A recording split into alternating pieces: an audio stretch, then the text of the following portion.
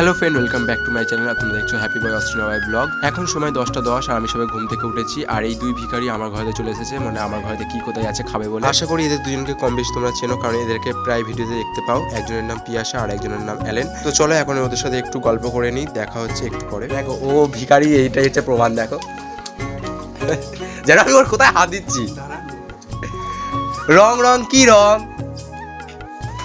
বল? কালো কালো কালো।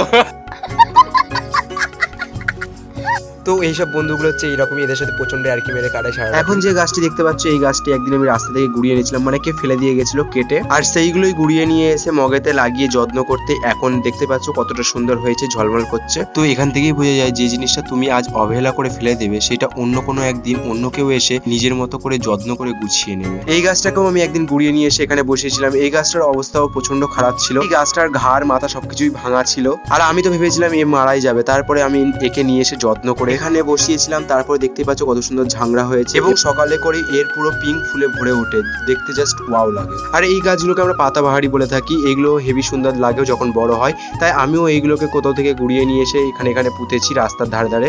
আর এটাকে আমি ক্যাকটাস গাছ বলি, বাট এটার গায়ে প্রচন্ড কাঁটা, আর এর কাঁটা ঢুকে গেলে প্রচন্ড যন্ত্রণা করে। এখন সময় 11:30 আর প্রচন্ড রোদ উঠেছে, তাই ভাবলাম আমাদের ঘরে যে খাজনার বাক্সটা আছে সেই বাক্সটা গরম করে নিই এই রোদে। তাই সেই খাজনার বাক্সটা বের করে নিলাম, কারণ তোমরা দেখতেই পাচ্ছ যে খাজনার বাক্সটা কতটা পুরনো। তারপরে ভেবে দেখলাম যে খাজনার বক্সটার অনেক বয়স হয়ে গিয়েছে, তাই এটাকে আর নিয়ে যাব না, কারণ বক্সটা যদি কিছু হয়ে যায় তাহলে দামি খাজনা রাখবো কোথায়। তো চলো এবার খোলা যাক। ইনটিকি বিনটিকি গিলি গিলি হা। এবারে দেখার পালা যে আমাদের এই বাক্সে কি আছে। তো দেখতেই পেলে যে আমাদের খাজনার বাক্সে কি আছে। হ্যাঁ, এটা আমাদের কাছে খাজনাই, কারণ শীতকালে এটা আমাদের অনেক কাজে লাগে। আর এখন এটাকেই আমি রোদে দিতে যাব। আর হ্যাঁ, এটার নাম হচ্ছে বালাপোষ, মানে আমরা বলে থাকি বালাপোষ, কিন্তু তোমরা কে কি বলো সেটা প্লিজ কমেন্ট করে জানিও। আর এই জিনিসগুলোকে দেখলেই মনে হয় যে বড়দিন আসতে আর বেশি দেরি নয়, কারণ শীতকাল আসা মানে আমাদের কাছে বড়দিনের একটা আলাদাই আনন্দে মেতে উঠি আমরা। চলে এলাম ছাদে বালাপোষটাকে মিলতে। তো দেখতেই পাচ্ছ কতটা রোদ। এই রোদে বালাপোষটাকে গরম করতে এসে বালাপোষ গরম হওয়ার থেকে আমি নিজেই গরম হয়ে গেছি, আর যদি কিছুক্ষণ থাকি তাহলে হয়তো আমি নিজেই শুকিয়ে যাব। তো চলো আমার কাজ ডান, এখন আমি তাড়াতাড়ি নিচে যাই। এখন সময় প্রায় 12:30। আবারও বসে বললাম আর একটা কাজ করতে।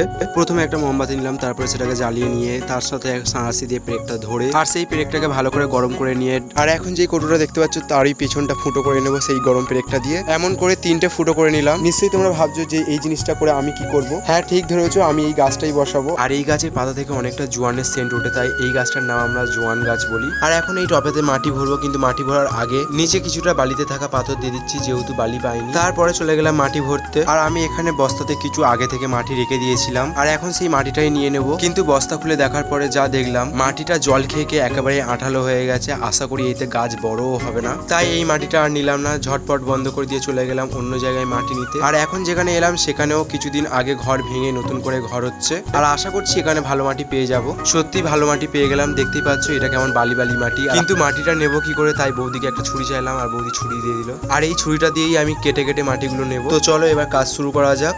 আখ কাটা বাক কাটা বসালাম চারা, ফুল নেই ফল নেই পাতাই। এটা একটা ধাঁধা ছিল, আর এই ধাঁধাটা যদি কেউ জেনে থাকো তাহলে আমাকে কমেন্ট করে জানিও। তো দেখতেই পাচ্ছ এখন আমার মাটি ভরা হয়ে গিয়েছে, আর আজকের প্রচন্ড গরম পড়েছে, আর এই মাটিটা ভরতে গিয়ে এই গরমে প্রচন্ড কষ্ট হয়ে গিয়েছে। তো চলো এবার বাড়িতে যাওয়া যাক। তো চলে এলাম বাড়িতে, আর দেখতেই পাচ্ছ আমি হাঁ হয়ে গেছি, মানে হাঁপাচ্ছি। তারপরে যেই গাছটা ছিল, মানে যেটার জন্য আমি এত কিছু করলাম, সেই গাছটাকে তার নিজের জায়গায় বসিয়ে দিলাম। আর এই গাছটার নাম ঠিক কি তা আমার জানা নেই, যদি কেউ জেনে থাকো তাহলে আমাকে কমেন্ট করে জানিও, আর আমিও যাতে তোমাদের কমেন্ট পড়ে যেন বুঝতে পারি যে এই গাছটার নাম আসলে কি। তো ফাইনালি আজকের মতো আমার গাছ বসানো ডান। তো দেখতে পাচ্ছ কেমন লাগছে। আর এখন আমি এটাকে নিয়ে আমার রুমের বক্স জানালায় রেখে দেবো। আর একটা কথা, যেটার মধ্যে আমি গাছটাকে বসালাম সেই পাত্রটাও কিন্তু আমি একটা জায়গা থেকে গুড়িয়ে নিয়ে এসেছি। আর এই পাত্রটা কেউ একজন ফেলে দিয়েছিল, খুবই নোংরা ছিল, বাট আমি সেটাকে গুড়িয়ে নিয়ে পরিষ্কার পরিচ্ছন্ন করে এই জিনিসটা বানালাম। তো কেমন লাগলো তোমাদের সবার কমেন্ট করে। আর এই সম্পূর্ণ বিষয়টি ভালো লেগে থাকলে লাইক করো। আর আজকের মতো ছোট্ট ব্লগটি এখানেই শেষ করছি। দেখা হচ্ছে নেক্সট ব্লগে। টাটা।